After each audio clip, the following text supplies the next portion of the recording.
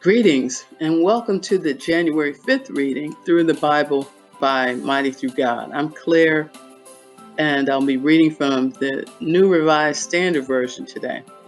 The Tower of Babel. We're going to begin with Genesis 11, verse 1, reading through Genesis 13, verse 4, and then we'll go on to the New Testament reading. Genesis 11, the Tower of Babel. Now the whole earth had one language and the same words. And as they migrated from the east, they came upon a plain in the land of Shinar and settled there. And they said to one another, "Come, let us make bricks and burn them thoroughly." And they had brick for stone and bitumen for mortar. Then they said, "Come, let us build ourselves a city and a tower with its top in the heavens, and let us make a name for ourselves. Otherwise, we shall be scattered abroad upon the face of the whole earth." The Lord came down to see the city and the tower which mortals had built. And the Lord said, "Look, they are one people, and they have all one language. And this is only the beginning of what they will do. Nothing that they propose to do will now be impossible for them. Come, let us go down and confuse their language there, so that they will not understand one another's speech." So the Lord scattered them abroad from there over the face of all the earth, and they left off building the city. Therefore it was called Babel, because the Lord confused the language of all the earth.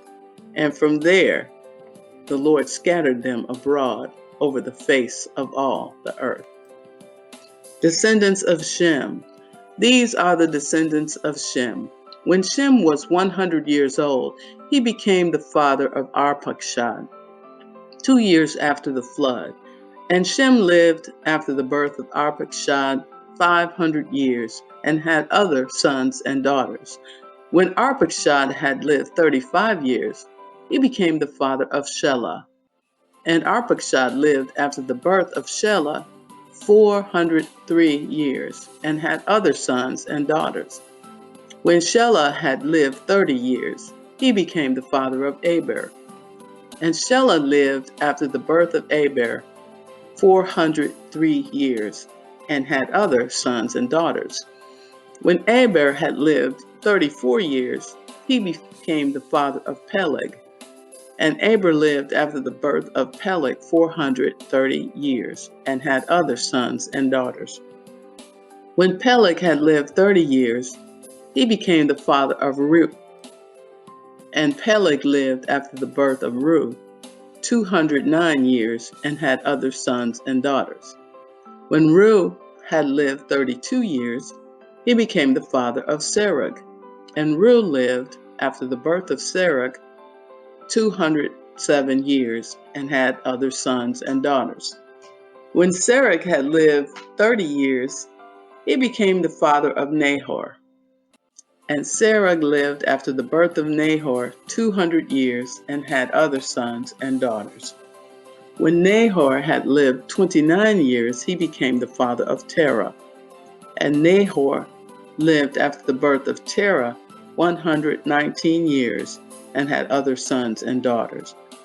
When Tara had lived 70 years, he became the father of Abram, Nahor, and Haran. Now these are the descendants of Tara. Tara was the father of Abram, Nahor, and Haran was the father of Lot. Haran died before his father Tara in the land of his birth, in Ur of the Chaldeans. Abram and Nahor took wives. The name of Abram's wife was Sarai, and the name of Nahor's wife was Milcah. She was the daughter of Haran, the father of Milcah and Ishkah. Now Sarai was barren. She had no child. Terah took his son Abram and his grandson Lot, son of Haran, and his daughter-in-law Sarai, his son Abram's wife, and they went out together from Ur of the Chaldeans to go into the land of Canaan. But when they came to Haran, they settled there. The days of Terah were 205 years, and Terah died in Haran. Chapter 12. Now the Lord said to Abram, "Go from your country and your kindred and your father's house to the land that I will show you. I will make of you a great nation, and I will bless you and make your name great, so that you will be a blessing. I will bless those who bless you, and to the one who curses you I will curse, and in you all the families of the earth shall be blessed." So Abram went as the Lord had told him, and Lot went with him. Abram was 75 years old when he departed from Haran. Abram took his wife Sarai and his brother's son Lot, and all the possessions that they had gathered, and the persons whom they had acquired in Haran. And they set forth to go to the land of Canaan. When they had come to the land of Canaan, Abram passed through the land to the place called Shechem, to the oak of Moreh. At that time, the Canaanites were in the land. Then the Lord appeared to Abram and said, "To your offspring I will give this land." So he built there an altar to the Lord who had appeared to him. From there he moved on to the hill country on the east of Bethel and pitched his tent, with Bethel on the west and Ai on the east. And there he built an altar to the Lord and invoked the name of the Lord. And Abram journeyed on by stages toward the Negeb. Now there was a famine in the land, so Abram went down to Egypt to reside there as an alien, for the famine was severe in the land. When he was about to enter Egypt, he said to his wife Sarai, "I know well that you are a woman beautiful in appearance, and when the Egyptians see you, they will say, 'This is his wife.' Then they will kill me, but they will let you live.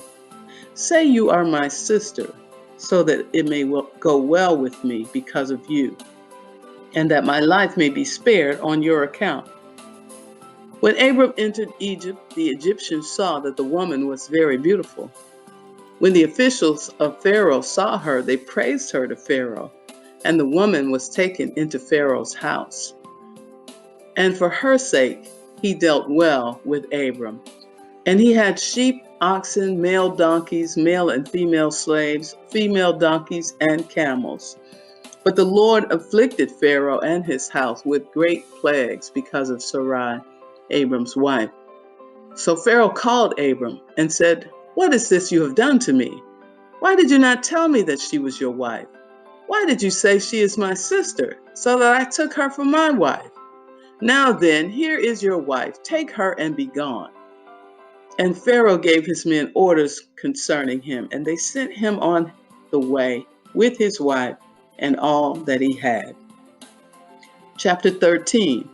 So Abram went up from Egypt, he and his wife and all that he had, and Lot with him, into the Negeb. Now Abram was very rich in livestock, in silver, and in gold. He journeyed on by stages from the Negeb as far as Bethel, to the place where his tent had been at the beginning, between Bethel and Ai, to the place where he had made an altar at the first. And there Abram called on the name of the Lord. Matthew chapter 5. When Jesus saw the crowds, he went up to the mountain, and after he sat down, his disciples came to him. Then he began to speak and taught them, saying, "Blessed are the poor in spirit, for theirs is the kingdom of heaven. Blessed are those who mourn, for they will be comforted. Blessed are the meek, for they will inherit the earth. Blessed are those who hunger and thirst for righteousness, for they will be filled. Blessed are the merciful, for they will receive mercy. Blessed are the pure in heart, for they will see God. Blessed are the peacemakers, for they will be called children of God. Blessed are those who are persecuted for righteousness' sake, for theirs is the kingdom of heaven. Blessed are you when people revile you and persecute you, and utter all kinds of evil against you falsely on my account. Rejoice and be glad, for your reward is great in heaven. For in the same way they persecuted the prophets who were before you. You are the salt of the earth, but if salt has lost its taste, how can its saltiness be restored? It is no longer good for anything, but is thrown out and trampled underfoot. You are the light of the world.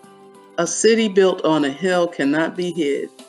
No one, after lighting a lamp, puts it under the bushel basket, but on the lampstand, and it gives light to all in the house. In the same way, let your light shine before others, so that they may see your good works and give glory to your Father in heaven. Do you think that I have come to abolish the law or the prophets? I have not come to abolish, but to fulfill.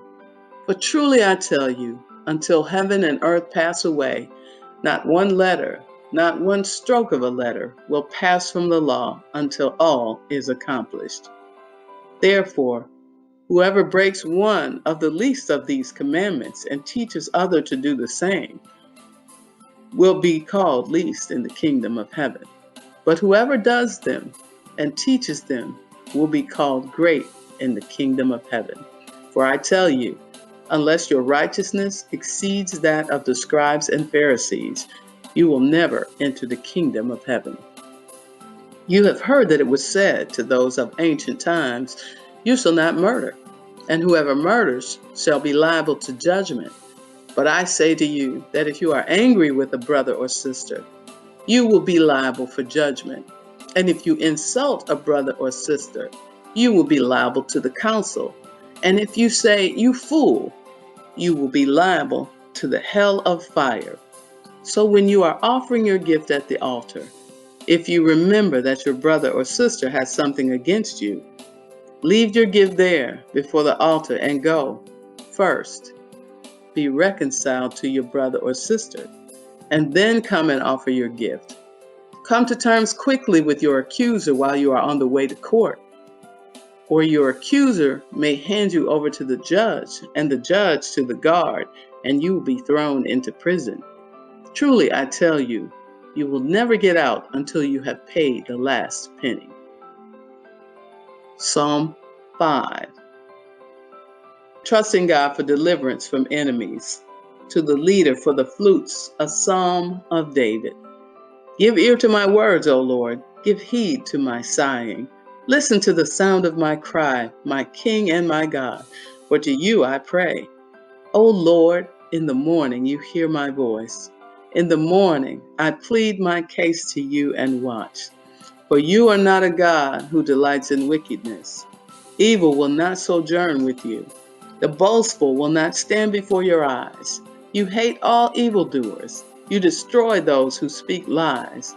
The Lord abhors the bloodthirsty and deceitful. But I, through the abundance of your steadfast love, will enter your house. I will bow down toward your holy temple in awe of you. Lead me, O Lord, in your righteousness because of my enemies. Make your way straight before me. For there is no truth in their mouths. Their hearts are destruction. Their throats are open graves. They flatter with their tongues. Make them bear their guilt, O God. Let them fall by their own counsels. Because of their many transgressions, cast them out, for they have rebelled against you. But let all who take refuge in you rejoice. Let them ever sing for joy. Spread your protection over them, so that those who love your name may exult in you. For you bless the righteous, O Lord. You cover them with favor as a shield. Proverbs 1, verses 24 through 28. Because I have called and you refused, have stretched out my hand and no one heeded, and because you have ignored all my counsel, I would have none of my reproof. I also will laugh at your calamity. I will mock when panic strikes you. When panic strikes you like a storm and your calamity comes like a whirlwind. When distress and anguish come upon you, then they will call upon me, but I will not answer. They will seek me diligently, but will not find me. And so ends the reading for today, for January 5th. Be blessed.